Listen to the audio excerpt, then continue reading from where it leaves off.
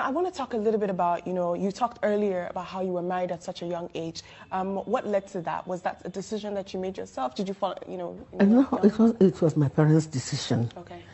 I come from a polygamous family where my mother's mate, the daughter gets married, and my mother wants her own daughter to get married.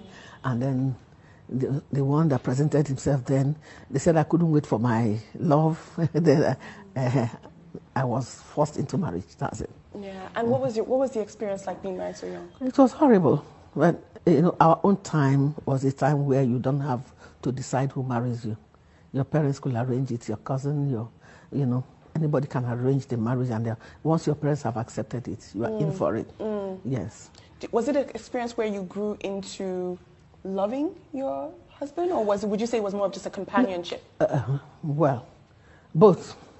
Both. But when you're trying to please your parents, because in our family, you don't come back from your husband's place. Yeah. You stay, manage it, make the best out of it. So when I came in, I saw what was involved. I put my head, because I couldn't disappoint my father who loved me so much. So I had to stay back. And once you start having children, in my place, it's not easy for you to abandon your children. And so I had to stay. Okay. The reason I stayed and carried it was, one, to please my family, second, to take care of my children. So whether there was love or not, does not matter. Earlier you talked a little bit about how your commitment and your need to be able to take care of your children was what inspired you to find whatever you could put your hands to. That's right. How were you able, where did you find that resilience and that strength to raise your children while you're in so many ways being the financial breadwinner for your family? When you discover that the man is already sick with secular disease, terminal disease, you even have to battle with training the children and then helping him out. He's your husband, you can't deny it. Yeah. And you must do your duty as a wife. And coming from a Christian background, we are not allowed to divorce. So that gave me the courage to really do what I could to. I remember the first time he went into coma. When he came back, he recovered, and he said, if anybody told him I was going to be able to take care of him like that, he wouldn't believe. I said, why? But you're my husband. So everybody thought I was going to, at a time, bust out and say, I'm done with this. But I couldn't, because I have my family to protect, and I have my children to take care of. It's interesting because I'm listening to you, there's a very different sense of duty that I feel like my generation has now. What are your thoughts on the way marriages are appearing to seem?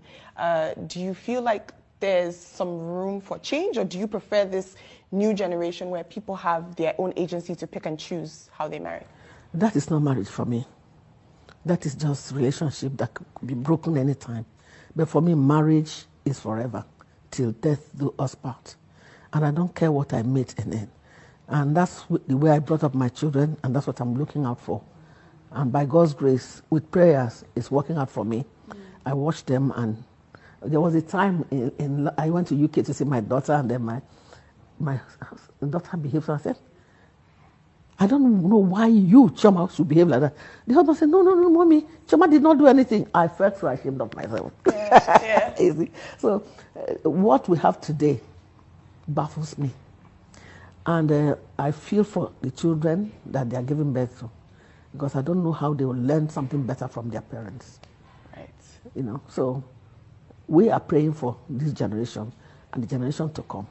That is our duty as good mothers, to pray for them, because without our prayers, what you see today is a child's play.